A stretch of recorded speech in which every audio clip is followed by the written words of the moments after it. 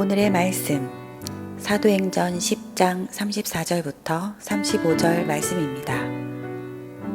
베드로가 입을 열어 말하되 내가 참으로 하나님은 사람의 외모를 보지 아니하시고 각 나라 중 하나님을 경외하며 의를 행하는 사람은 다 받으시는 줄 깨달았도다. 아멘.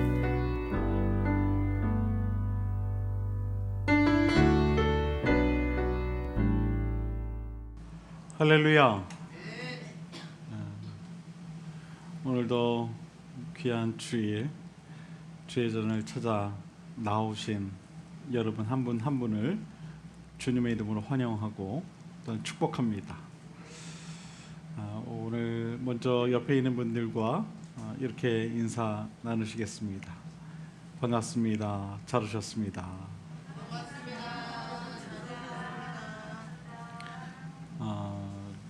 날이 굉장히 춥습니다. 아마 오늘 내일 한동안 계속 이런 추위가 계속될 것 같습니다. 눈이 와서 또 빙판이 되어버린 곳도 참 많이 있습니다. 특별히 도로에 다니실 때에는 얼음이 없는 곳, 가능하면 좀 미끄러지지 않는 곳으로 해서 조심조심 다니시기를 바랍니다. 우리 옆에 있는 분들에게 다시 한번 그렇게 인사하겠습니다. 조심조심 다니시기 바랍니다.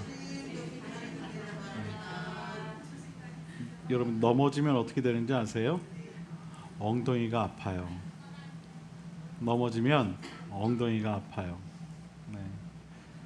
제발 단 한 분도 얼음 빙판길에서 넘어지지 마시고 조심조심 잘 다니실 수 있게 되길 바랍니다.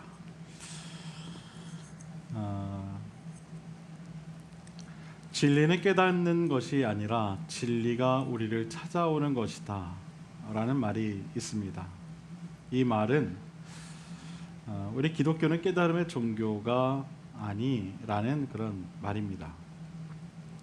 사실 인간이 하나님을 깨닫는다는 것은 불가능한 일이겠지요.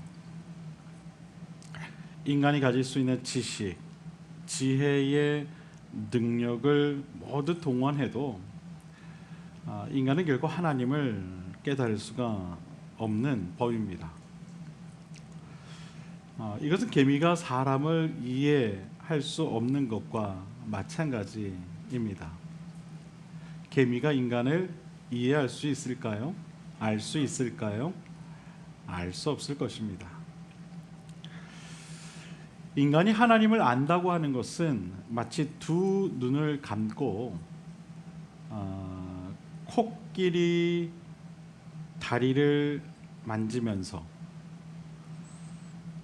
코끼리를 논하는 것과 마찬가지입니다.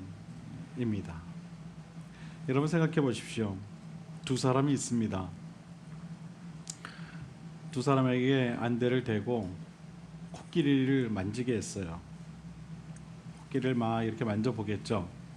어떤 사람은 뒷다리를 만지고 어떤 사람은 앞다리도 만지고 또 이렇게 만지다가 또 얼떨결에 코끼리의 코도 만지게 될 것이고, 그러면서 그 사람들은 자신들이 그 만진 것을 코끼리라고 생각을 하지 않겠습니까?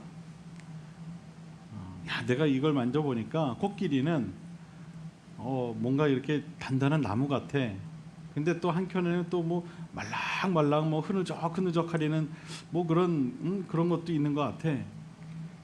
무슨 소리야? 내가 만졌을 때는 그런 건 없더라고. 그냥 무조건 단단한 어떤 큰 나무 같던데. 서로의 의견이 다를 것입니다. 자기가 만진 부분만 알기 때문에 그렇겠죠.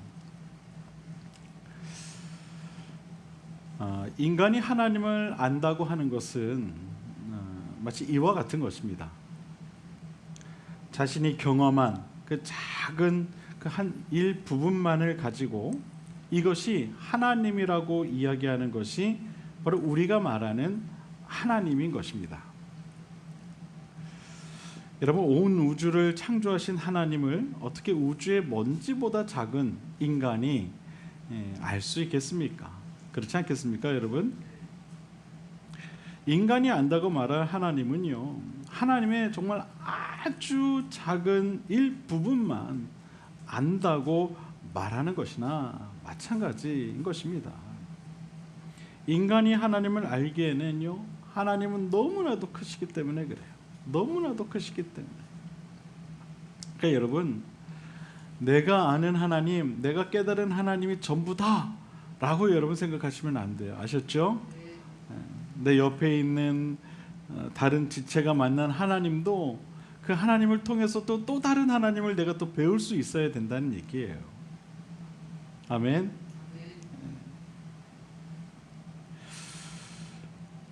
우리는 그렇게 알 수 없는 하나님, 우리가 정말 그렇게 알 수 없는 하나님임에도 불구하고 우리는 그럼에도 불구하고 하나님을 계속해서 알아가야 하고 또 깨달아 가야 합니다. 인간이 하나님을 알아가는 문제는 참 중요한 문제예요. 왜냐하면 하나님을 알아야만 하나님께서 무엇을 원하시는지 알고 또 우리가 그 원하시는 삶을 살 수 있기 때문에 그렇습니다.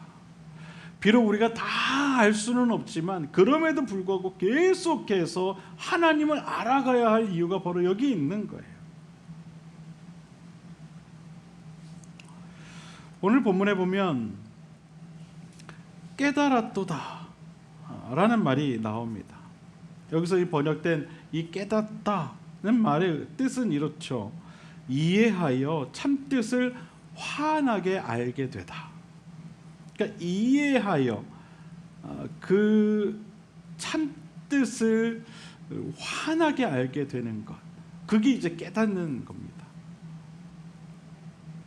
오늘 본문 35절에 보면 이런 말씀이 나오죠. 내가 참으로 하나님은 사람의 외모를 보지 아니하시고 각 나라 중 하나님을 경외하며 의를 행하는 사람은 다 받으시는 줄 어떻게 했다고 나옵니까?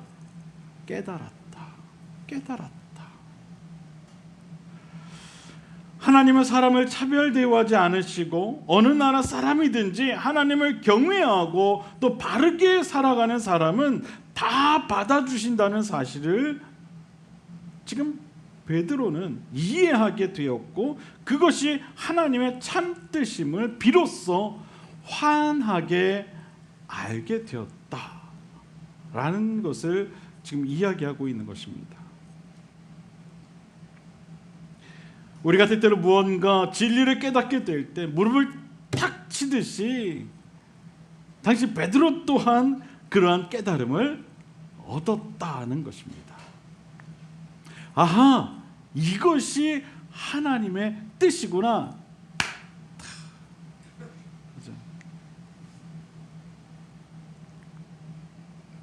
본문에서 말하는 이 베드로 사도의 깨달음은 두 가지입니다.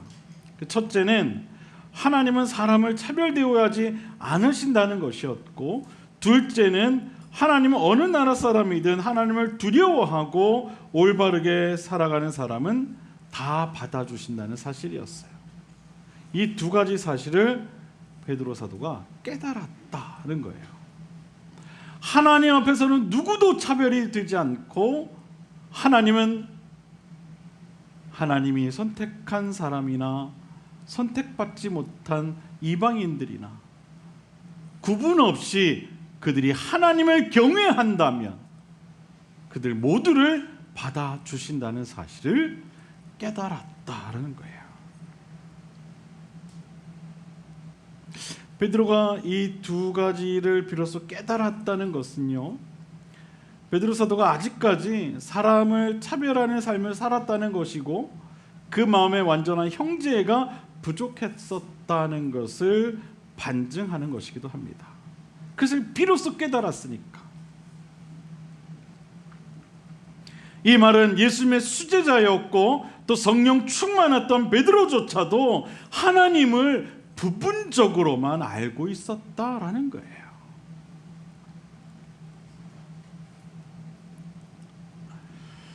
우리가 하나님을 알고 깨닫는다는 것은 마치 이와 같은 것입니다. 깨달음에는요, 끝이 없는 거예요. 끝이 없는 거예요.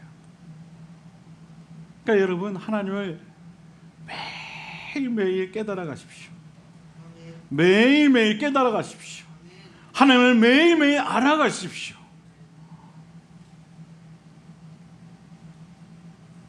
인간은 하나님을 다 알 수 없기 때문에 끝이 없이 하나님에 대해 알아가야 하는 것이고 또 깨달아가야 하는 거예요. 그러므로 현재 우리가 알고 있다고 생각하는 하나님에 대한 깨달음 또한 그것이 얼마나 미약하고 얼마나 작은 것인가를 우리는 겸손히 깨달아야 하는 것입니다. 하나님은 단번에 당신의 모든 것을 다 보여주시지 않습니다. 비록 다 보여주신다 해도 우리가 그것을 모두 알 수조차 없죠. 하나님은 우리 삶을 통해 계속해서 하나님을 알아가게 하십니다. 그래서 우리는 우리 삶을 통해 계속해서 하나님을 알아가고자 노력해야 하는 것입니다. 때로는 기도를 통해, 때로는 하나님의 말씀을 통해, 때로는 어떠한 상황들을 통해 하나님은 계속해서 당신을 증명하고자 하십니다. 당신을 나타내고자 하십니다. 그렇기 때문에 우리는 더욱 그런 증명 앞에서 계속하여 민감한 삶을 살아가야 하는 것입니다. 하나님을 알기 위해, 하나님을 깨닫기 위해 더욱 민감하게 하나님 앞에서 살아가야 한다는 거예요.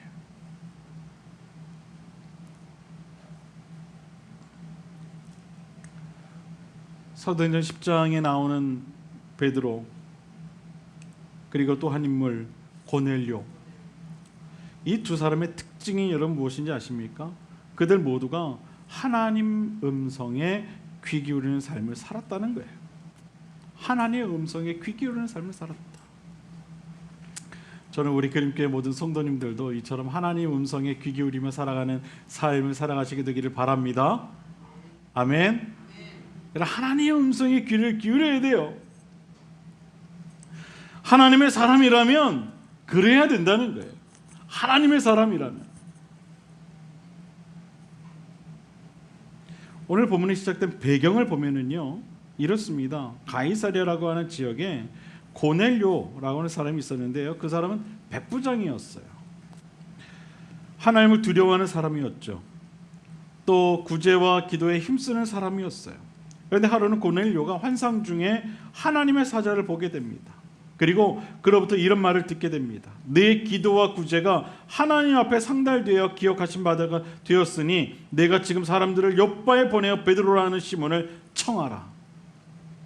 그러자 고넬료가 즉시 집안 하인 둘과 부하 가운데 경건한 사람 하나를 불러 그를 욥바에 보내게 되죠. 때마침 베드로가 지붕에 올라가 기도하는 가운데 역시 그 또한 환상을 보게 됩니다. 하늘이 열리면서 한 그릇이 내려오는데 그 안에는 땅에 있는 각종 네 발 가진 짐승과 기는 것과 공중에 사는 것들이 담겨져 있었어요. 그때 하늘에서 소리가 들려 베드로에게 이런 말을 하게 됩니다. 베드로야, 일어나 잡아먹으라. 그러자 베드로가 말합니다. 주여, 그렇게 할 수 없습니다. 그 이유가 뭐냐면 이것들은 깨끗하지 않기 때문에 제가 먹을 수 없습니다. 그렇게 대답을 하죠. 그러자 하늘에서 두 번째 음성이 들리게 됩니다. 하나님께서 깨끗하게 하신 것을 내가 속되다 하지 마라. 이런 일이 세 번 있은 후에 환상에서 베드로 사도가 깨어나게 됩니다. 그때까지 베드로는 이 환상이 무엇을 말하는지 알 수 없었어요. 그때 고넬료가 보낸 하인과 부하들이 베드로를 비로소 찾아오게 됩니다. 그리고 자신들이 고넬료로부터 들은 환상에 대한 이야기를 전하게 되죠.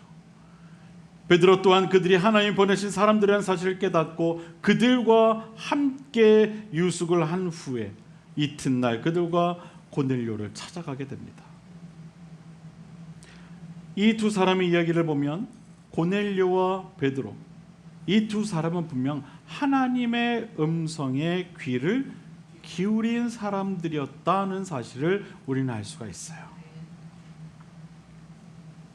두 사람 모두가 기도 중에 하나님의 음성을 들었어요. 고넬료는 9시에, 베드로는 6시에. 기도가 환상 중에 하나님의 음성을 들었다는 거예요. 하나님의 음성을 들었다. 여러분, 우리 이처럼 하나님의 음성을 들을 수 있어야 하는 줄로 믿으시길 바랍니다. 고넬료와 베드로처럼 하나님의 음성을 들을 수 있어야 돼요. 이것은 물론 우리가 기도만 한다고 해서 될 문제가 아니에요. 그래, 고넬료 또 베드로 사도가 기도 중에 하나님의 음성을 듣고 하나님의 환상을 보았으니까 그럼 나도 오늘부터 기도만 해야 되겠다. 나 오늘 철야한다. 목사님 퇴근하십시오. 저는 성전을 지키겠습니다. 기도만 하겠습니다. 그럼 하나님의 음성을 들려주시겠죠. 혹시 이런 분들이 계실지 모르겠어요. 하지만 여러분, 우리가 하나님의 음성을 듣기 위해서는요, 우리 삶의 모든 부분을 통해 하나님이 기억하실 만한 삶을 살아갈 때 비로소 가능하다는 사실을 여러분 기억하셔야 돼요. 어떤 한 번의 노력으로 되는 것이 아니라는 거예요. 우리의 모든 감각과 그런 영적 민감함을 통해 가능한 거예요. 그러니까 항상 우리 전신이 다 열려 있어야 된다는 거예요. 하나님의 음성을 듣고자 열려 있어야 된다는 겁니다.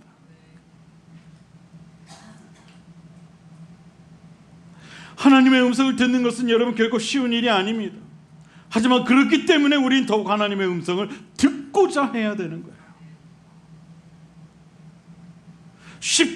쉽지 않다고 해서 포기하는 것이 아니라 정말로 하나님의 음성을 듣기 위해 노력하는, 정말 몸부림치는 그런 삶의 흔적들이 있어야 하는 거예요. 그럴 때 우리는 비로소 하나님의 음성을 듣게 된다는 것이죠. 하나님의 음성을 듣기 위해 고넬료가 자신의 삶을 하나님 앞에서 두려워함으로 지켜나갔던 것처럼, 그리고 베드로 사도가 죽음을 두려워하지 않고 자신의 삶을 들여 복음을 증거했던 것처럼, 그렇게 전 삶을 주님께 드리는 처절한 몸부림이 필요한 것입니다. 우리의 신앙이 하나님께서 기억하실 만한 신앙이 되도록 항상 하나님 앞에 서 있다는 생각으로 늘 조심해야 하는 삶이 되어야만 하는 것입니다. 그런데 오늘날 우리의 모습을 한번 보십시오. 많은 그리스도인들이요, 그렇지 못한 삶을 살아가는 것을 보게 돼요. 하나님이 중심이 아닌 자기 중심적인 삶을 살아가는 그리스도인들이 얼마나 많이 있는지 몰라요. 내 생각대로, 내 주장대로, 내 계획대로 그렇게 살아가는 사람들이 얼마나 많이 있는지 모릅니다. 그런 사람들은요, 하나님 앞에서 불법을 저지르면서도 그것이 부끄러운 일인지조차 알지 모르고 살아갑니다. 그리고 이 세상을 살아가려면 어쩔 수 없다는 어떤 자기 합리화를 내세워 그래, 하나님도 이해하시겠지, 그렇게 생각을 합니다. 그러나 하나님은요, 그런 사람들의 신앙생활은 기억조차 하지 않으세요. 뿐만 아니라 그런 사람들에게는 하나님의 음성을 들려주시지 않아요. 아니, 들려주시더라도 그런 사람들은 하나님의 음성을 들을 수조차 없는 거예요. 왜냐하면 그들에게는 하나님의 음성을 들을 만한 영적인 귀가 닫혀있기 때문에 그렇죠. 하나님의 음성을 듣기 위해서는요, 그 음성을 들을 수 있는 귀를 가져야 돼요. 아멘. 여러분, 들을 수 있는 귀가 없으면은요, 아무리 하나님께서 음성을 들려주셔도 그걸 듣지 못하는 거예요. 제가 가끔 뭔가 어떤 작업을 하고 있을 때 저는 헤드폰을 이렇게 끼고 할 때가 있어요. 그러면은 집안에서 뭐 아이들이 무슨 얘기를 하거나 아내가 무슨 얘기를 하면은 저는 못 들어요. 음악을 이제 틀어놓고 이렇게 뭐 작업을 하니까. 근데 이렇게 하다 보면은 막 옆에서 누가 이렇게 자꾸 이렇게 째려보는 느낌이 들어요. 뭐지? 그럼 뭐라고 막 이야기를 한 거야. 근데 내가 이제 못 들었으니까 날 이렇게 쳐다보는 거야. 여러분, 귀가 닫혀 있으면은요, 안 들려요. 내가 듣고 싶은 것만 듣는 거예요. 아무리 하나님이 우리에게 말씀을 주셔도 듣지 못하는 거예요. 영적인 귀가 닫혀 있기 때문에 그런 것이죠. 여러분, 그래서 주님께서도 무리들에게 말씀하실 때 이런 표현을 가끔 쓰셨잖아요. 들을 귀 있는 자는 들어라. 들을 귀 있는 자들은 들어라. 저는 우리 그림교회 모든 성도님들이 다 들을 귀를 가질 수 있게 되길 바랍니다. 여러분, 들을 귀 있는 자는 들으라. 여러분, 이 말씀이 무슨 의미일까요? 들을 귀가 있는 자들만. 그렇죠? 알아서 들으라는 거예요. 나는 너희에게 늘 진리를 선포하고 복음을 이야기하는데 너희가 듣고자 하느냐? 그럼 그 듣고자 하는 자들만 들으라는 거예요.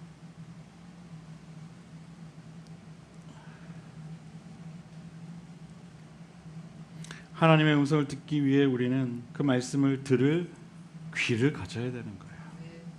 들을 귀가 없으면 하나님의 음성을 들을 수가 없는 거예요.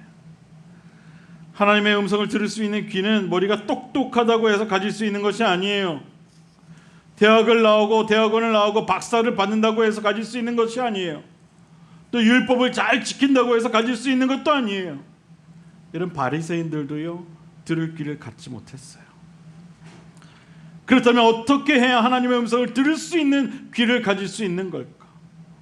그 해답은 고넬료와 베드로의 삶이 대답을 해주죠.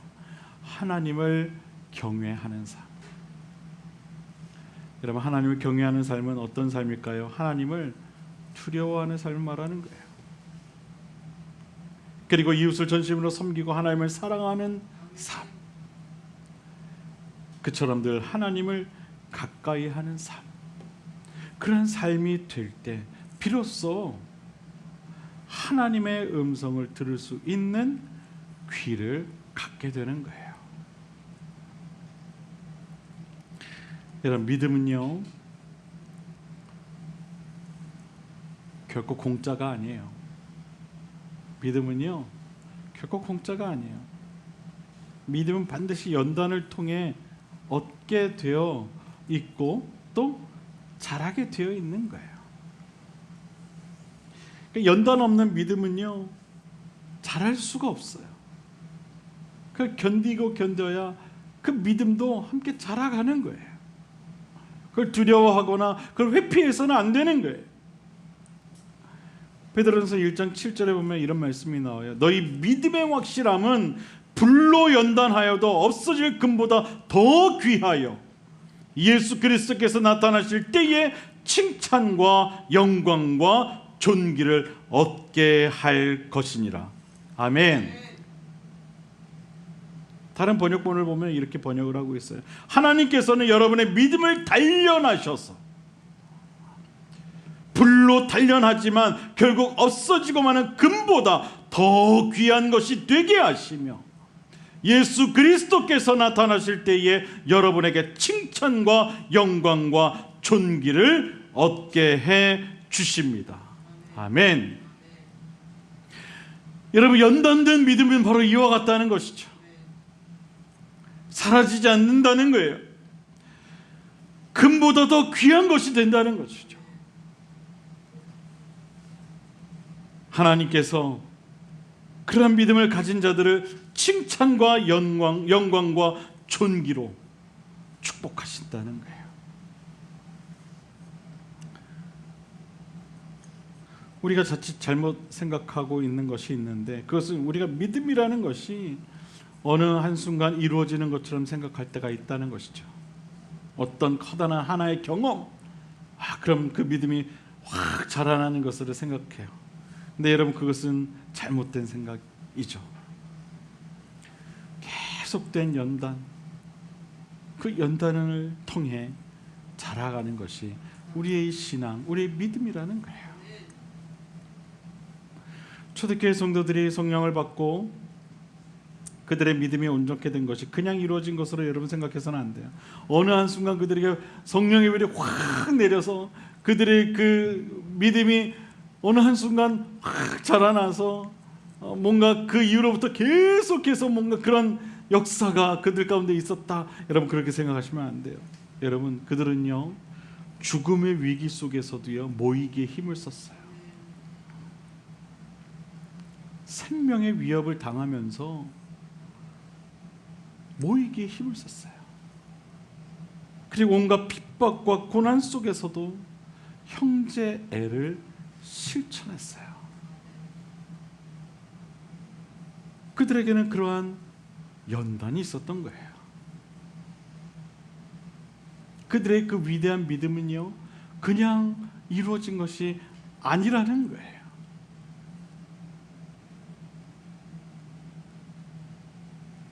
그런 가운데 성령의 임재를 통해 그들의 믿음이 더욱 자라게 되었고 주님께서 원하시는 삶을 살아가게 되었다는 사실을 우리는 깨달아야 하는 것입니다. 믿음의 삶은 우리가 부자가 되고 건강해지는 것보다 더 중요한 것을 우리에게 가져다 줍니다. 바로 하나님의 음성을 들을 수 있는 귀와 기회를 가져다 줍니다. 연단을 통해 우리의 믿음을 지켜갈 때 하나님은 계속해서 우리에게 말씀하시고 우리가 가야 할 길을 알게 하시며 하나님을 깨닫게 하셔서 하나님께서 원하시는 방향대로 우리의 삶을 이끌어 주시는 줄로 믿습니다. 우리가 영적으로 깨어있으라는 말을 많이 하는데 이 말은 다른 뜻이 아니에요. 환난 중에도, 즉 어려운 중에도 믿음을 지키는 삶을 살아가라는 말이에요. 그럴 때 비로소 하나님의 음성을 듣게 되는 은혜를 얻게 된다는 것입니다. 고넬료와 베드로는 서로가 다른 그런 삶의 공간에서 하나님의 음성을 들었죠. 하나님의 음성을 들었어요. 서로 다른 하나님에 대한 깨달음을 그들은 얻었어요. 서로 다른 공간에서. 사랑하는 여러분, 저는 우리 그림교회 성도님들도 모두가 이 고넬료와 베드로처럼 하나님의 음성을 깨달으며 살아가는 그러한 믿음의 성도들이 다 되실 수 있게 되기를 바랍니다. 그러기 위해 늘 고넬료와 또 베드로처럼 하나님을 경외하기를 그치지 않는 삶, 또 늘 하나님을 두려워하고 하나님 앞에서 항상 조심하는 삶, 그리고 형제애를 실천하는 삶, 하나님과 늘 함께하는 삶을 꼭 살아가실 수 있게 되기를 바랍니다. 그래서 그들이 하나님에 대해 새로운 사실을 깨달았던 것처럼 여러분 모두도 여러분 삶 속에서 하나님에 대해 날마다 새로운 깨달음을 얻게 되실 수 있게 되기를 주님의 이름으로 간절히 축원을 드립니다. 기도하겠습니다.